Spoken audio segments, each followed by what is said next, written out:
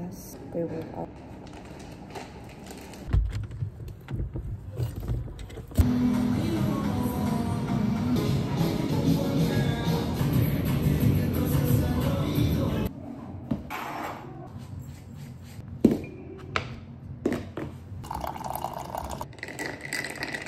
Ice black coffee.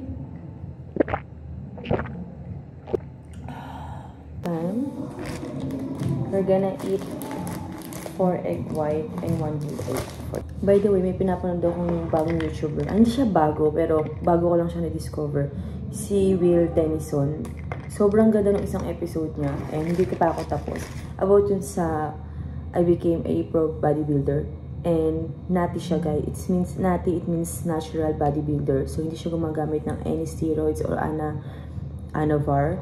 So, yun yung sinalihan ko na federation, yung WNBF. So, usually, ang ginagawa nila doon is check-ins and polygraph. So, polygraph, yun yung itatanungin ka nila kung gumagamit ka ng anything, something, you know, yung mga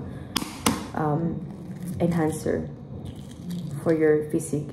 And after, for example, nanalo ka, mandatory na magbibigay ka ng urine sample kasi kailangan na i-test yun, yung urine mo, kung totoo ba. Kasi minsan alam mo naman yung polygraph, diba? Hindi naman all the time accurate siya.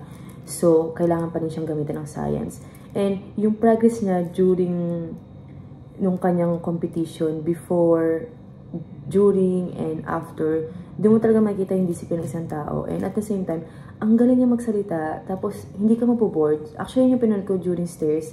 And, ewan ko, isa na siya sa gusto kong YouTuber aside from PewDiePie, Kong TV. Sobrang enlightened lang talaga. Kasi totoo naman sinabi niya na kung sino man yung mga nakaupo lang sa couch, ahead of time kami dun sa mga nag-grind every single day. Which is, totoo talaga siya. And proven ko yun, guys. May mga times na sobrang tamad ko talaga mag-work. May mga times na parang wala akong gana. Hindi pala times, pero alam ko meron akong phase or like 2 months or 3 months na parang easy go lucky lang ako. Pero yun yung mga time na sobrang stress ako kasi wala akong business or work. Then doon ko na-realize na it's about discipline talaga. Basta gawin mo lang yung work mo. Kapag working hours mo, work talaga yung gawin mo. Pero pag free time mo, like this time, okay, nood ka ng movie, nood ka ng series, kumain ka, magbasa ka. Gawin mo yung gusto mo, lahat ng gawin mo. Pero during 8 hours or 10 hours ng working mo, just show up and do your work. That's it. Kasi may reward siya. Hindi man siya darating ngayon pero in the future. Alam mo yung ganong feeling. Tapos, tinanong din ako ng client ko, paano daw ako nagkaroon ng discipline? Actually, may mga part ako na hindi ako disiplinado. Hindi ako disciplined all the time. So, for example, when it comes to working out, I'm really disciplined. When it comes to work as well, disciplined din ako. Pero sa mga household chores o iba pang bagay, like relationship, feeling ko yun yung mga red flag ko. Pero yun nga, tinatry ko naman siyang i-work.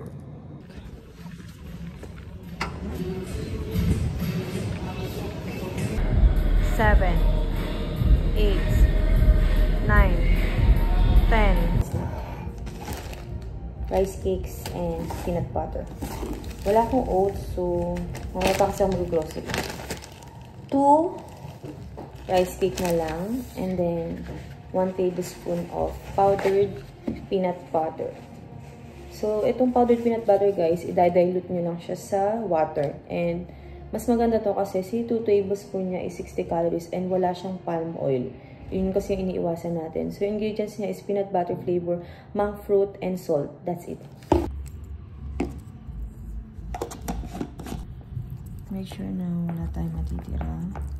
Then, once you get the texture, you can use your spoon na din para mas mabilis. Pero ito kasi, nakukuha niya every corner. It represented by me. Titingin ako ng cellphone sa room. Kasi, gusto kong gumawa ng bagong YouTube channel. For those who didn't know, wow! For those who didn't know, meron akong YouTube channel with 48,000 subscribers.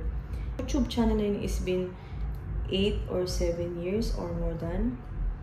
And for me, it's a huge success kasi laki din ang kinita ko sa channel na yun. Naka 6 digit din ako. Pero gusto ko kasi mag back to start. Kasi doon ang dami kong promises. Like, kada balik ko from hiatus or alam mo yun, may mga times na procrastinate ka. Lagi kong sinasabi na once a week ako mag-upload. And then, naging every 2 weeks, then naging every month, but I ended up not doing it. Diba? Could you imagine? Ibili ako ng bagong phone, pero yun yung phone na for social media lang siya. So, for TikTok siya, kasi gusto ko yung gumawa ng bagong TikTok with different number. Kasi, na-realize ko, meron akong 4 na TikTok. Na-generate niya yung mga nakasave sa contacts ko. So, gusto ko i-clear yung number na yun na walang nakakaalam ng TikTok channel ko. Para na lang akong mapadpad siya sa page ng family ko, like ng mom ko and ng sister ko. Then, yung YouTube channel ko din, back to 0 din. Thank you!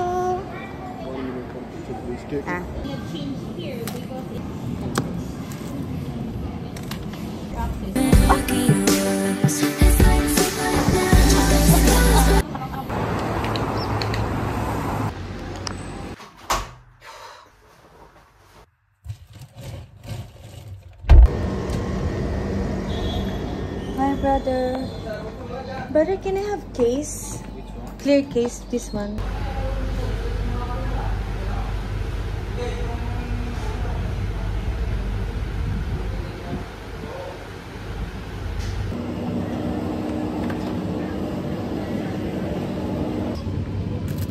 Ito chicken thigh.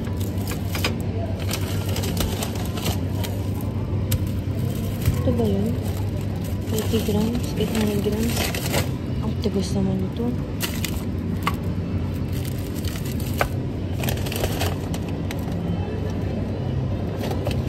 $800 lang po.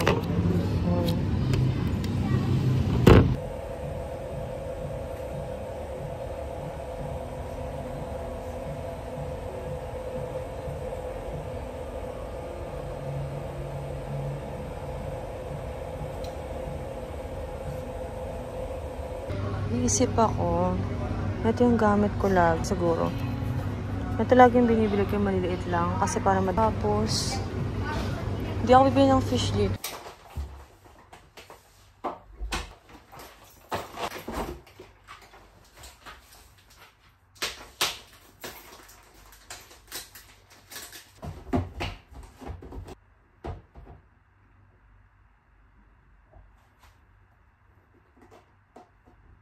Lalabas ulit ako for the last time for today. Kasi nakikrave ako sa chai. Pero yung chai naman, pwede ko siyang i-request. So yung gagamitin nilang milk is oat milk or soya milk. So yeah. Sabi ko, unahin ko na yung reward bago yung linis. Last na salang for today. Okay. Triceps. As you can see, 9,000 na siya. And ang goal natin ngayon is 10,000 steps. Let's see kung matatapos ko siya. Got my tea. So happy. I ordered large one. Bathing the heat under the sun. Pasensya niya yung background music. But this is my favorite chai. It's from Philly.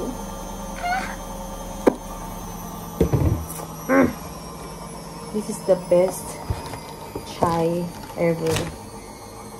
Fight with me, guys. I ordered large one and they changed the milk to oat milk, and I have this rusk. I'll just take 2 pieces kasi 10 pieces lang siya.